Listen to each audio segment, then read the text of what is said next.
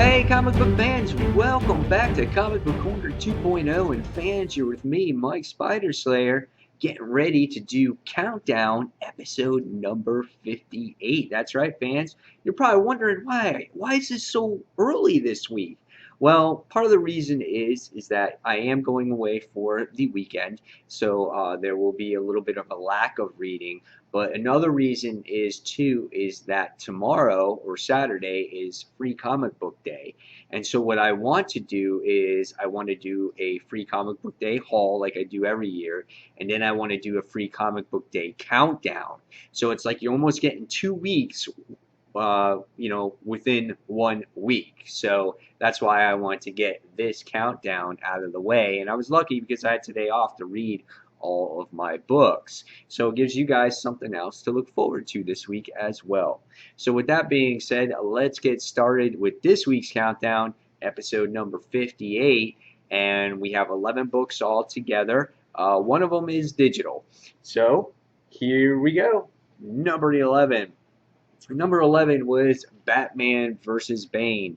No worries here, guys. There's no spoilers here. This book did not give away anything that had to do with Forever Evil. It was just a rock'em sock'em type of issue. Basically, Batman and Bane just battling it out to the end. And, of course, your winner is going to be, yes, you guessed it, Batman. Peter J. Tomasi is the writer here, but there was nothing here that was outstanding. It was a very predictable read. It starts off as Gotham trying to recuperate from the crime syndicate. You get some looters in here that are trying to, people are trying to make money off of the people that are suffering by not having supplies. And you get to see Bane, how he's like this rough justice type of person, how he controls his city. He kills people. Some little kid said, "My mommy's hurt, can you please help her?" And he kills her. So he has a different way of looking at things, of being in control of the city.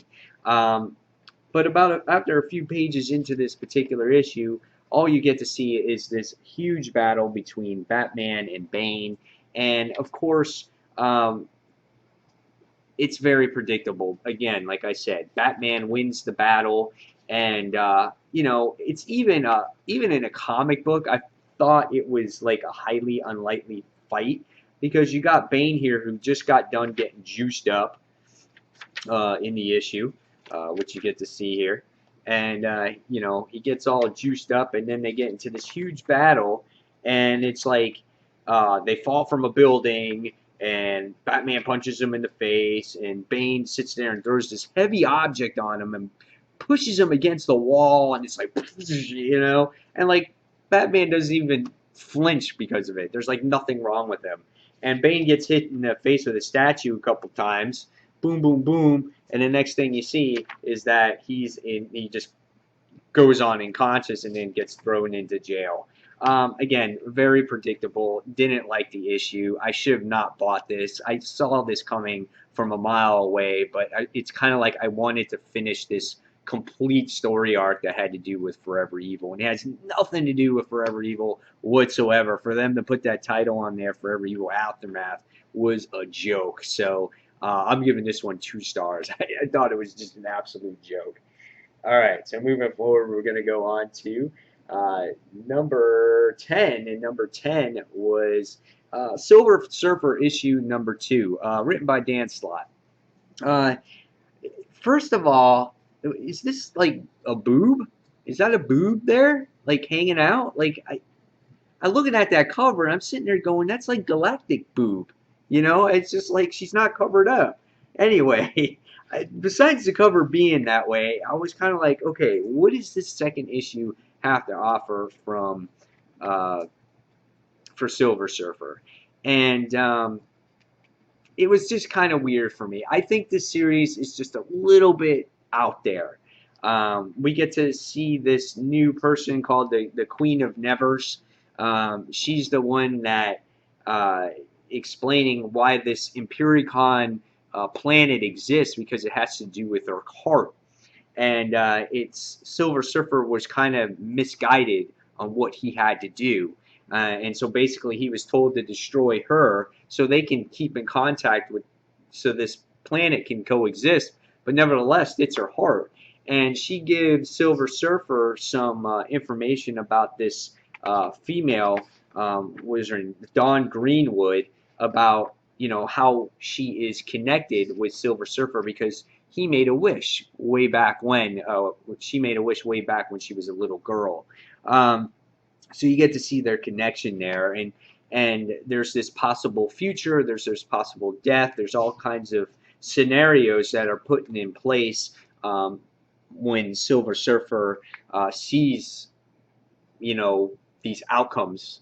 So it's very weird and confusing. And then, you know, she was put in these prisons on this planet, and she escaped because she gave this guy some vegetables, and he barfed them up, and he had acid reflux, and she escaped from these prison cells. And it's just like, it's just so way out there, man. It's so out there that I don't even know if I can read this anymore. It's not that it's a horrible story. Again, it just might not be my taste with the way out there story and the crazy art combined. It just might be too much for me, and I don't know. It's $3.99. It's not a horrible issue. I'm giving it a 3 stars. That's my preference. I think it takes a certain type of person to like this style of book. This is definitely a different type of Silver Surfer series that I'm used to reading. So if you want to, check it out. But yeah, never forget Galactic Boob. So I don't know, man. It's just weird. Just a weird cover for me. It just sticks out there. All right, so going on, we're going to go on to number 9. And number 9 was a digital comic. And that comic is, just give me a second to bring it up, was Dexter's Laboratory, issue, if you can see it, there we go, issue number 1, yeah. Dexter's Laboratory is back, everybody, from Cartoon Network, if you guys are familiar with that show. You know, I was older when this cartoon was out, but I liked it. I liked Dexter. I loved his crazy inventions that he always provided. He created these big robots. His house opened up. You know, the roof opened up on top of his house, and he would drive this spaceship and everything else. And then he got his annoying sister, Dee Dee.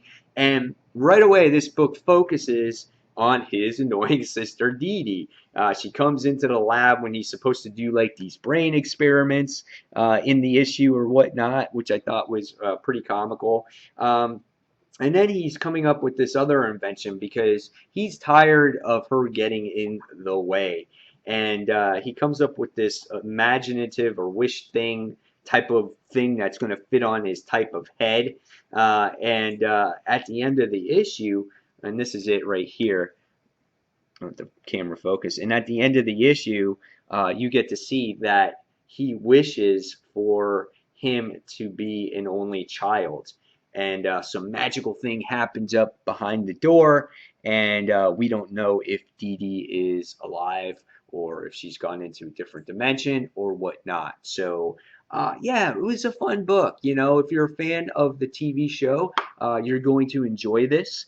I liked it, so I'm going to give it a 3.5 out of 5 stars. I thought it was fun, enjoyable. I think it's a mini series, so obviously it's going to continue, and hopefully it gets a little bit more thicker, and we get to see more of Dexter's crazy inventions as this series goes along. All right, so that was number 9. And number 8 is Transformers More Than Meets the Eye. Dawn of the Autobots, issue number 28. Pretty solid issue here.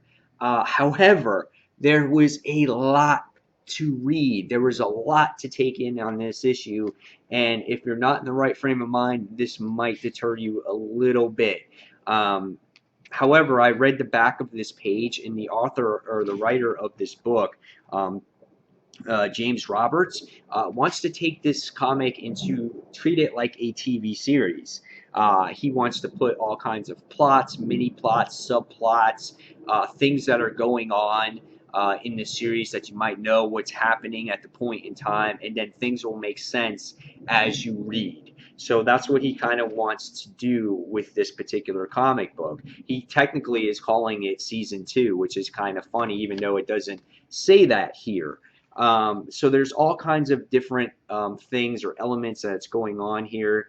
You have Megatron, who's being, you know, he's being put on trial, and he's going through a psychic evaluation. He's talking to a therapist, and you know, there's a lot going on with Megatron right now. He's an Autobot. He's changed his ways, but again, he's being put on trial for all the crimes that he's committed in the actual in the past of all the 4 million plus years that this Cybertronian war has been going on. The artwork is not as solid as I would like it to be as the other 2 series. This one's not as crisp. Doesn't remind me too much of the animated cartoon series. It reminds me a little bit more of the movie series. However, it was a decent story. It was interesting to see what goes on through Megatron's head. There's some other humor between some other Autobots that goes on in this issue. And now you focus on to the point of time where it's right now, as Megatron is a captain. He's on deck, and they come across this coffin, possibly. So, yeah, interesting book. I enjoyed it for what it was. Again, this can deter a lot of readers from all the dialogue and the subplots and everything else that's going on. You might feel a little bit overwhelmed. However, I enjoyed it. I give it a 3.5 out of 5 stars, and hopefully it continues to be a solid series.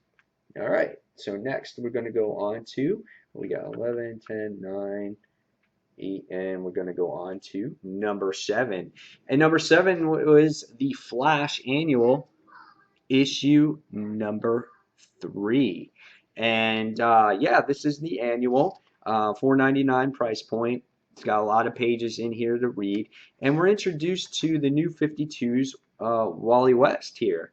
And this issue was interesting because you get to see Barry Allen actually take him in because he was committing this graffiti crime that he doesn't like the Flash, and you get to see different times on what happens. You get to see 20 years from now or 20 years into the future. You get to see present day.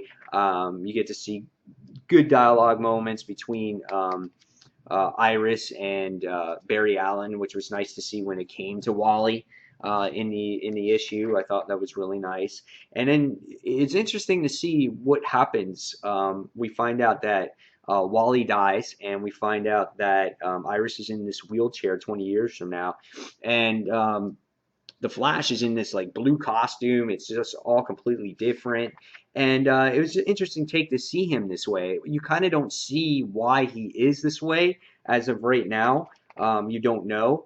But something happened, and he has to figure out how to correct Wally's death. So in this issue, you also get to see him do his CSI stuff, that he investigates a criminal that happens in here. You get to see Grodd in here as well, that is in 20 years into the future. And yeah, I thought it was a pretty solid story. Was it the best Flash story that I ever read? No, but it was interesting to see him face off against Grodd. Interesting to see Wally in the New 52. And by the time we get to the end of this whole thing, we see that the next issue you're going to see Future Flash versus Mirror Master. And yeah, I thought it was pretty good. The artwork was here done by, I think, two artists. I think Van Jensen was the one, or no, who was it? It's kind of bothering me now.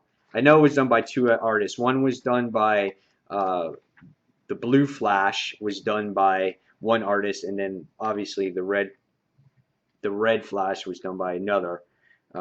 Yeah, Brett Booth was done by Future Flash, and Ron Fretz was done by the Present Flash. So, yeah, interesting book. Solid 3.5 out of 5 stars. Not the best read I've ever read. All right, so going on, we're going to go on to number 6. And number 6 was Batman Eternal, issue number 4. For me, this felt like kind of a filler issue already. And I can understand it. This is the 4th consecutive issue that they've come out with. Not much progression in the actual series, like I said. almost predictable of what was going to happen here.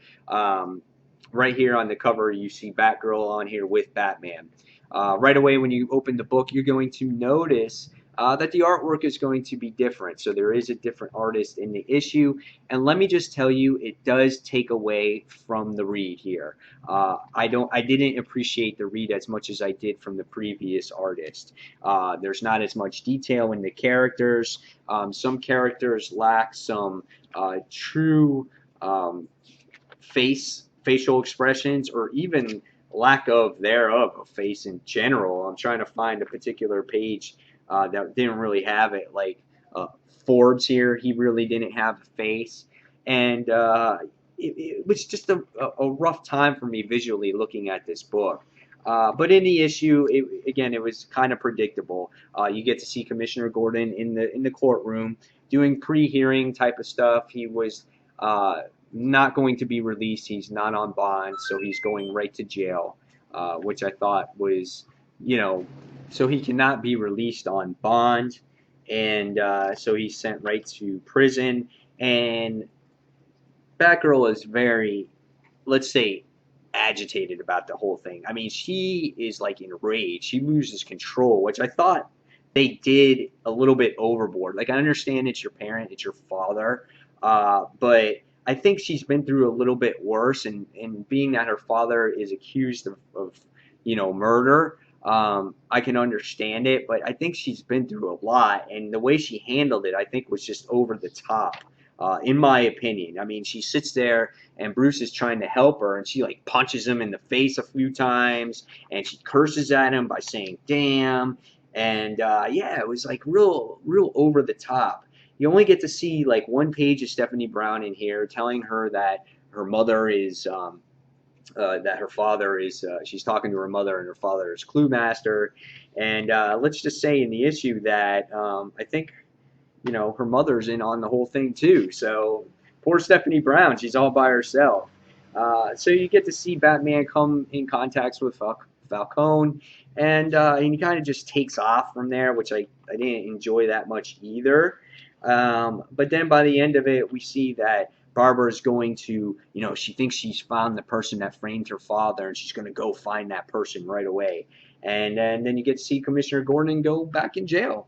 And all the people are like taunting him because, oh, he's like dead meat, fresh meat, fresh meat. So, out of all the issues, I thought this was the weakest. There was not much progression in here. Nothing really happened that was spectacular. There was no jaw-dropping cliffhanger here. So after reading it, I'm giving it a 3.5 out of 5 stars. All right. So going forward now, we're going to go on to, we got 1, 2, 3, 4, 5. So top 5. Number 5 goes to Xenoscope's Robin Hood Legend. Yeah, Patrick Shan's the writer here. I finally got this. This was delayed on being released, or got to my comic store late. But I finally got it. I got a chance to read it. And I thought it was a solid follow-up issue. Again, not much progression happened in this issue either. Our heroes in this particular book have come to Mist, and right away they're fighting the sheriff's orgs, or ogres, or whatever they are. And we get to see Marianne come, and then we get to see a couple new allies come and join in the fight.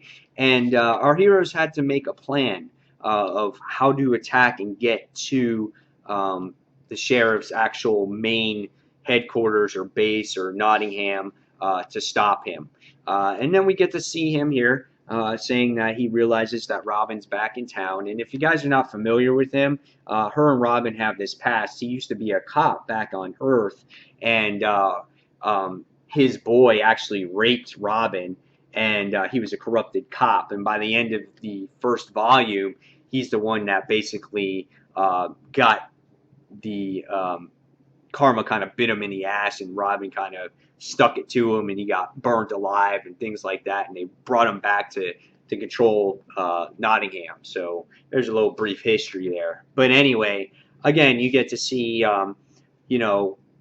some interactions between Will and Robin here. and how much he actually loves her, but he doesn't tell her his secret that he's still actually dying. He's just being kept alive by these type of stones. And there was some funny moments in this particular issue when they felt like in order to get by all the other ogres and all the defenses of the Sheriff of Nottingham, they had to disguise themselves as ogres as well by using types of magic. And it was really cool here by seeing word bubbles pop up and on which ogre was who. But by the end, the gig was up and the magic wore off and they were getting chased. And yeah, it was pretty interesting there. But kind of by the end of the issue, it kind of wrapped itself up real quickly. And just because they found out that Will was kind of dying, and what's his name? This guy here, what's his name? Is it Guy? Oh my God, I can never remember that guy's name. Will Gisborne. When he finds out that he's dying, and they kind of just leave him behind, it's kind of just like, oh, this dude just says, oh, I give you a reason to murder you. So it kind of wrapped up there kind of quickly, and I didn't like that so much. And the issue had very little progression. It was kind of almost a given, saying that they were going to make their journey over to Sheriff Nottingham, you know. But it was fun read. It's always good, and it had lots of action. The artwork is solid, and I give it a 3.5 out of 5 stars. All right, so going forward, we're going to go on to number 4. Number 4 was Chew, issue number 41. Chew has that humor, which it does every single issue. This starts off a new story arc. It's five issues. It's part 1 of 5, and it's called Chicken Tenders. Yeah, Chicken Tenders. So interesting stuff here. And right away, the book opens up on a two-page spread in Vegas with Amelia and Tony Chu in bed, in like the classic honeymoon suite vibrating bed. And you're just like, what the heck happened? And then it focuses back on the day before. And there was this FDA fair that was going on. And we find out that Tony Chu and had to take care of this particular case that happened in an issue that had to do with this guy who makes these particular weapons, and it shoots chocolate. And when you shoot the chocolate at the people, it kind of hardens them, and it makes them stiff, and they're just like solid chocolate. And we find out that the collector, which is the vampire of all these particular powers, is the one that wants this power too, because he wants to be the ultimate like Kaibopath, and he's also the one that killed Tony Chu's sister. So they have this. By the time this end of the series happens, these two are going to go at it with each other, Tony Chu and the collector. I thought it was very well written. It always has the great humor in here. There's always Easter eggs in here.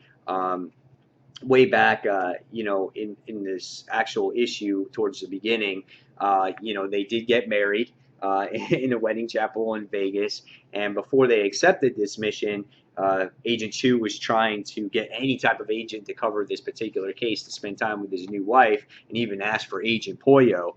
And Agent Pollo is the crazy rooster. It's just funny what they throw on you here. And it says, Eve of the Extinction, Pollo versus Diabolical Destruction, Unisex Rex. So there's always great humor in this book, and there's always great stories.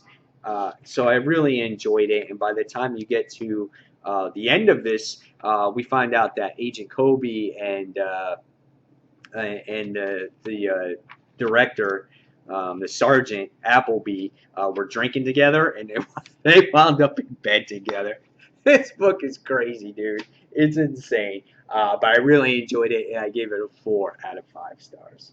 All right, so moving on, we're going to go on to top 3. Number 3 is All New X-Men, issue number 26, and this is kind of like the aftermath or what happened after the trials of Jean Grey. And I thought this book hit some good moments here with its characters. You get to see Jean Grey. She's basically dreaming about that. Yes, she's the Phoenix once again, and she's killing everybody. But it opens up again to these great character moments, and it's with Cyclops, older Cyclops, and herself. And you see they have some good moments here, and they start getting a little touchy towards the third page in here where they actually almost hold hands. But can you imagine the ramifications that happens here? That would be insane. Uh, it was crazy. So you're just like after the conversation, you just know that Cyclops was there for support, and when Cyclops exits the room, Jean Grey feels really alone. But Kitty Pryde hops in there and says, "That will be the last time that you go into that room by yourself with her ever again." And he's like, "Okay, I understand." So there was a great moment there. There were some interesting moments here between Angel and Laura, who was leaving because Cyclops is not there, and I think she feels a connection with young Cyclops, so she was on her way out as well. But as the issue continues, you see something happens to her that is really bad too, and the artwork again is awesome as always. So you see something happen with her, and you're not sure what happens because she gets stabbed in the issue, but you're not sure who does it to her. So you think it's some kind of shapeshifter or something because it shows young Cyclops, but it's not him.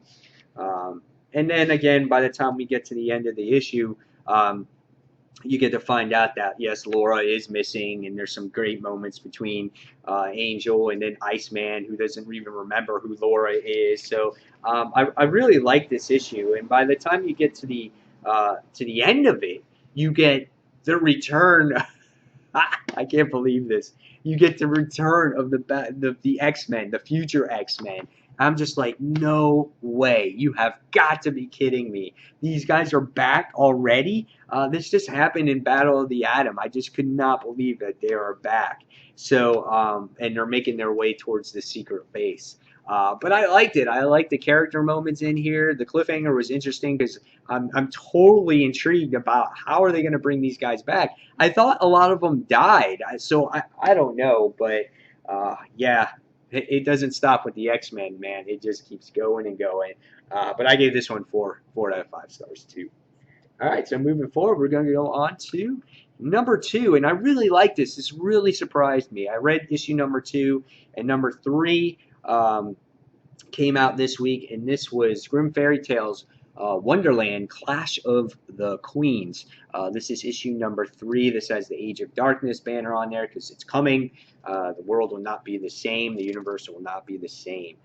So in this story, there's this thing called the Ebony Blade, and all the different suits of queens are fighting for this Ebony Blade. So that's, say, it's the Queen of Spades, the Queen of Hearts, the Queen of Diamonds, and the Clover, whatever they all are. And all their soldiers are fighting over this blade because they want control of Wonderland. And if there is a true art of backstabbing, it happens in this particular issue. So we get to see the knight. He's in control. He's trying to go after this blade, and there's all the different suits are fighting each other over this blade. First, they fight all these demons, all these demon-like creatures to try to get the blade. So, okay, you're working together to try to get this blade, and who controls it or how they work together in the future once they control the blade is another question. But you get this specific Joker that gets thrown into the mix of cards. It's basically what it is. And she calls herself the Trickster. She's like a Joker. And she's presented herself in front of all the other queens. And she puts this into their head. And we find out that the person that gets affected by this the most, I think, was the Queen of Hearts. And she's the one that finds out that the Queen of Spades is the evil one, and she's the one that's going to betray her, and it looks like that the Trickster got into her mind here. So what happens is after they defeated all these dark creatures, what happens is the knight goes after the horse of spades, I guess it is, or whatever they are, and they're just like, they wind up going against each other. They wind up battling each other. He winds up killing all his own people. All the spades, or I'm sorry, the diamond people, all the diamond card soldiers, and it was so funny because there was a thought that this guy, the knight, and him were going to work together, and right away that wasn't going to happen. The knight winds up betraying the horse, and he winds up slicing his neck. So, okay, he's in charge of the ebony blade now, so he has it. Then the Queen of Hearts comes along, and she sits there and she goes, "Oh, I have a mission for you. I have to debrief you on here. There's something going on. There's something bad going on." And she's like, "Okay." And she's like, "Give me the thing. I'll take it. I'll take control of it." Boom. She sits there and stabs him right in the freaking heart with it. And it's just like, dude, you gotta be killing me. You gotta be kidding me. So there's all kinds of betrayal in this particular issue, and I loved it. And I loved how gory it was, and it was so dark, and it just was great because it was all because of her was the reason why everything happened the way it did. And now it's just basically all the queens are going after each other, and who's going to, again, control Wonderland, and who's going to control this ebony blade. So fun read, really enjoyed it. Gave it a 4.5 out of 5 stars. I would love to see the art even be a little bit more detailed than it was. All right, so next, you guys all figured this out by now. Number 1 was The Amazing Spider-Man issue number 1. That's right, fans. This book was great. I really enjoyed this book. This marks the true return of Peter Parker in this particular issue. It's written by Dan Slott. The artwork on this time is done by Roberto Ramos, which has been on the series for a very long time, ever since Big Time started. And this book had a little bit of everything. If you're a Spider-Man fan, there's something here for you that you're going to enjoy. I guarantee it. Even the opening pages, it shows you, of course, the true Peter Parker fashion of how he got bit by a radioactive spider. But this time, there was someone else that got bit by the radioactive spider. And that shows you a little glimpse into the future that there's going to be a new female Spider-Man, which her name is going to be Silk. And I thought the issue was very comical at times. Again, the humor is what proves that Peter Parker is back. He has all kinds of one-liners in this particular issue, and even the victims that are being harassed by the C-lister villains say it.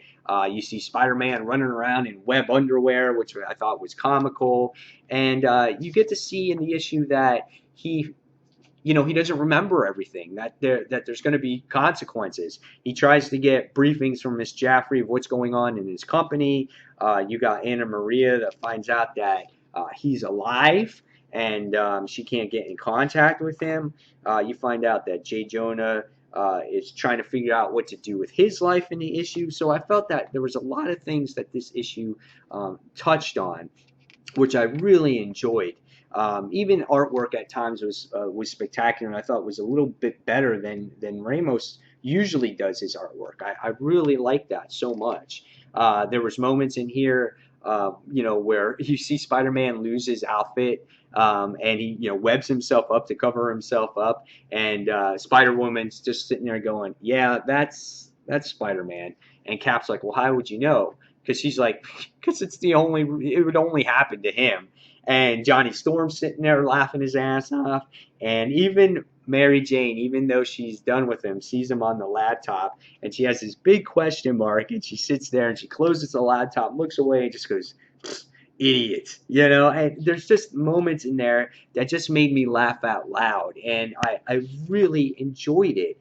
And the book really focuses in on Peter, where, yes, there's a bunch of C-list villains in here, but they really wanted to focus on him because, yeah, we haven't seen him in, over 2 years now.